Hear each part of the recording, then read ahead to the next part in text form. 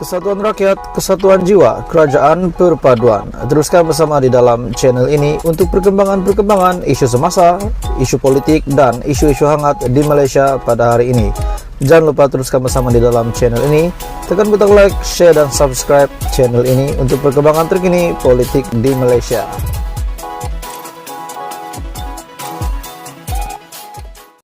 Salam sejahtera Malaysia, tuan-tuan dan puan-puan semua. Adakah berita baik kepada Muhyiddin Yassin dan Hadi Awang, kepada Perikatan Nasional sekiranya Pakatan Harapan dan Barisan Nasional tidak bersama di dalam PRN yang akan diadakan pada tahun ini? Setakat ini ada 6 PRN yang akan diadakan pada tahun 2023 ini. Jadi, adakah berita baik kepada Muhyiddin Yassin sebagai pengurusi Perikatan Nasional untuk sekiranya PH dan BN tidak bekerja sama di dalam PRN?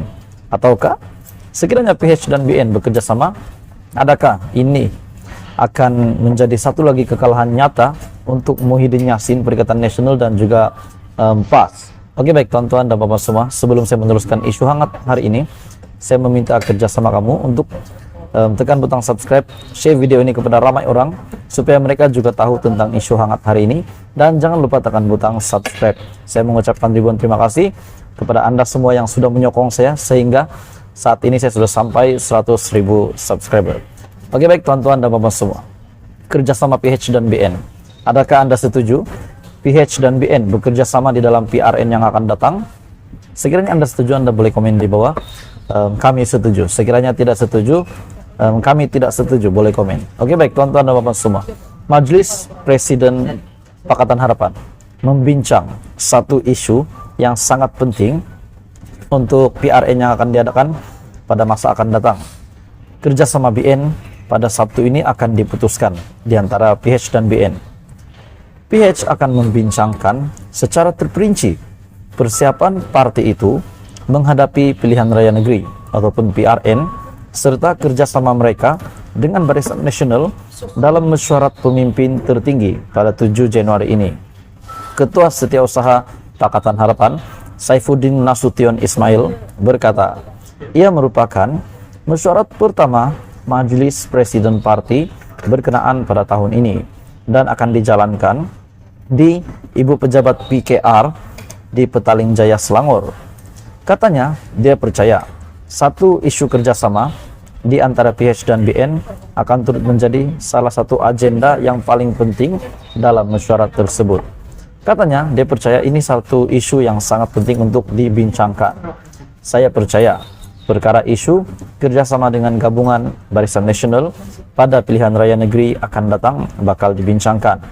Dalam pada itu, perkara lain yang akan dibincangkan ialah postmortem ataupun pasca nilai pilihan raya umum ke-15 dan juga hal-hal yang lain berkaitan gabungan Pakatan Harapan. Saifuddin Nasution juga berkata demikian ketika ditanya mengenai kenyataan pengurusi di EP Lim Guan Eng bahwa Perdana Menteri Anwar Ibrahim akan mempengurusikan mesyuarat PH di peringkat pusat sebelum Tahun Baru Cina bagi persediaan menghadapi PRN. 6 negeri yang akan terlibat dalam PRN pada tahun 2023 ini ialah yang pertama Selangor, Pulau Pinang, Negeri Sembilan, Kedah, Kelantan, dan Terengganu. Pada PRU ke-15, Anwar Ibrahim yang merupakan pengurusi Pakatan Harapan telah dilantik sebagai Perdana Menteri selepas menubuhkan kerajaan perpaduan bersama BN, GPS, dan JRS. Jadi tuan-tuan dan bapak semua, adakah sekiranya benar BN dan PH akan kerjasama di dalam PRN, 6 PRN yang akan diadakan pada tahun ini? Adakah ini menjadi satu lagi kekalahan yang nyata untuk Muhyiddin Yassin? Ataupun mungkin sekiranya mereka tidak bergabung pun, tetapi salah satu daripada mereka tetap menang, itu juga akan memberikan impak yang besar bagi Muhyiddin Yassin. Jadi tuan-tuan dan bapak semua, apa komen Anda? Teruskan bersama di dalam channel ini untuk isu yang seterusnya. Terima kasih Malaysia.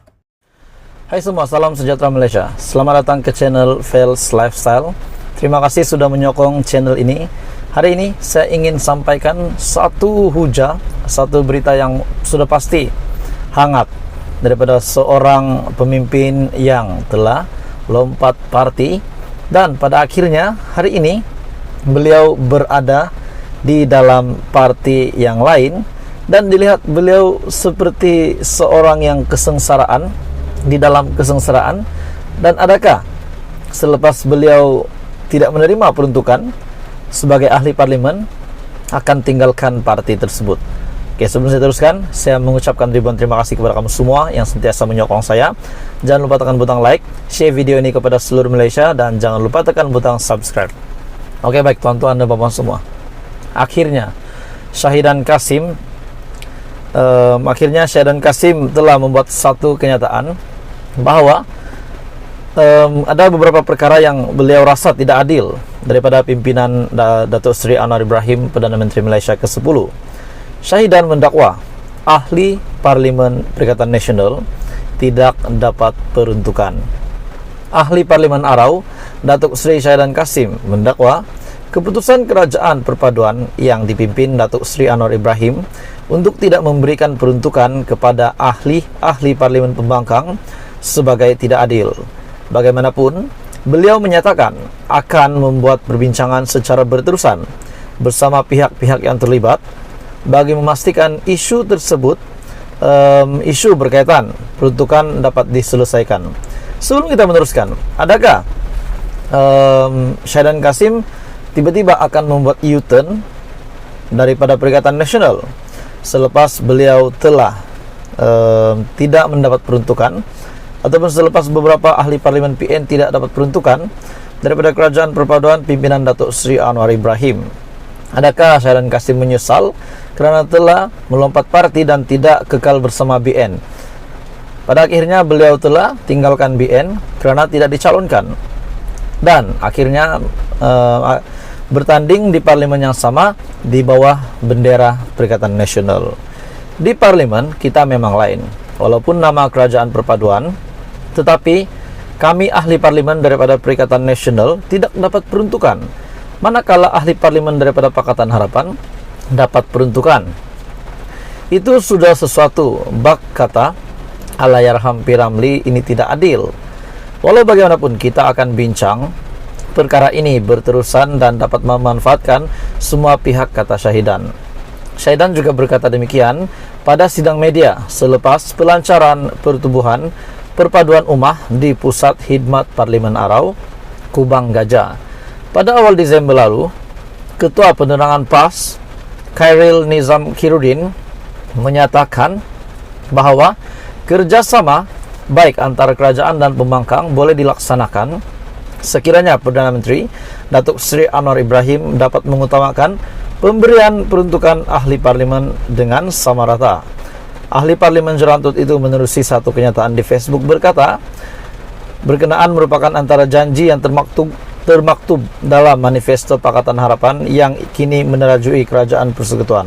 Jadi setelah ahli parlimen Perikatan Nasional tidak mendapat peruntukan, adakah mereka akan meninggalkan Perikatan Nasional dan mencari sesuatu ataupun meninggalkan PN supaya mereka tidak lagi terperangkap di situ, sebab mereka tidak dapat peruntukan di dalam parlimen?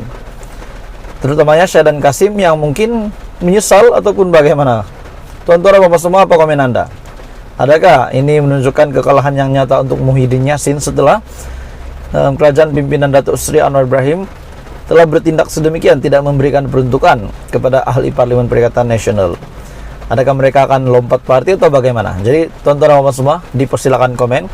Sekiranya Anda setuju dengan kenyataan hari ini, Anda boleh komen di bawah setuju. Sekiranya tidak ada masalah juga. Teruskan bersama di dalam channel ini untuk isu yang lebih hangat.